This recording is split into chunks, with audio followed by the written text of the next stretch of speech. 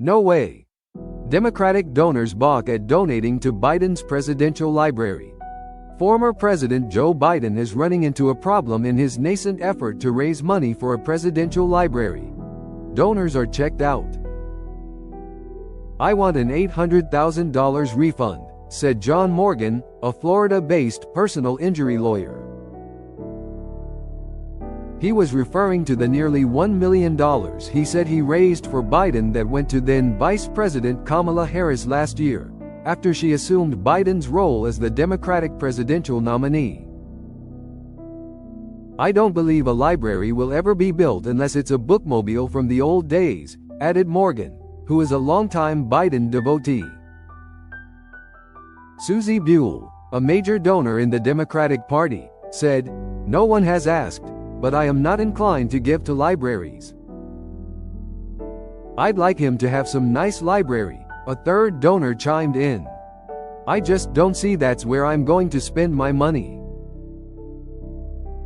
And a fourth, who was a Biden bundler and one-time administration official, replied succinctly, "Me? No way." Most of the more than half a dozen people who were once major Biden donors or bundlers who spoke with NBC News said they harbored no ill will toward Biden himself but either wouldn't give to the library or would give only a token amount. A number of them requested anonymity to speak frankly. They cited a range of factors, from not wanting to make themselves a target of the White House to holding their financial firepower for the party's future. Some cited personal interactions with Biden's inner circle as being so distasteful they believed it would be a barrier to ever raising significant funds for the 46th President of the United States.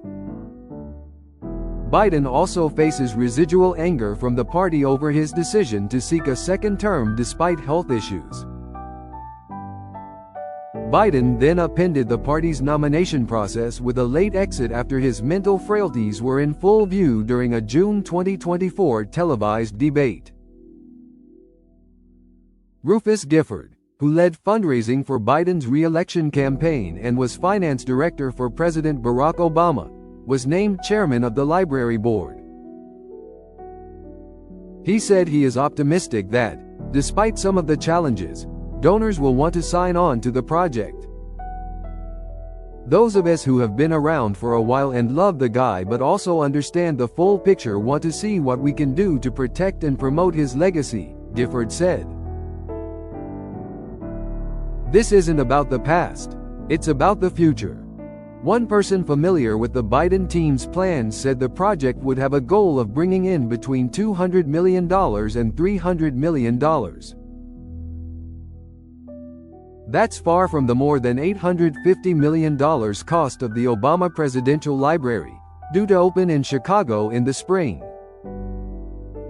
While still in office, President Donald Trump has commanded millions of dollars for a future library, something Democrats have decried as fundraising without guardrails, not to mention a controversial decision that the U.S. Air Force acquire an opulent 747 megajet from the Qatari royal family that is later to be transferred to a Trump Library Foundation. "It is my opinion no significant building will be built," Morgan went on, saying his suggestion of a bookmobile was a joke, but not by much. He cited Biden's age, 82, and medical issues as reasons the former president might not be much help raising money for the library. Couple that with the perception that the party's woes rest with his decision to seek a second term and we have the Hindenburg heading straight towards us. Those who frequently interact with major Democratic donors say there are other obstacles. This is a very difficult time to raise large checks for Democrats because of how vindictive Donald Trump is, Democratic National Committee fundraising chair Chris Korga said, citing conversations with big money donors. And donors long groaned about a lack of access to the former president when he was in office. They said they were tapped time and again to write checks but then couldn't get a phone call returned, with some blaming a close-knit circle for isolating the president, only for contributors to later find out he was showing signs of mental decline. Korga said early on he had more than once personally urged Biden and his team to focus on raising money for a library and to perhaps put aside ambitions to seek a second term. "I did tell them that if Biden didn't run in 2024, he would go out as a hero, and he could focus the last 2 years of his term on setting himself up to raise a lot of money for the library," Korga said. As for Biden's ability to tap major funds from donors today, Korga said presidents have unique opportunities to put themselves in front of some of the most influential people in the country and that, in retrospect, he probably should have done more of that. Korga cited a farewell dinner that Biden held at the White House last year as an example of a large-scale, pull-out-all-the-stops event that wooed political fundraisers. But by then, he said, it was too late. It was one of the most spectacular dinners I had ever been invited to at the White House, said Korga, who has spent decades raising money for Democratic presidential candidates. But it was after the election. He should have done more of that in my opinion.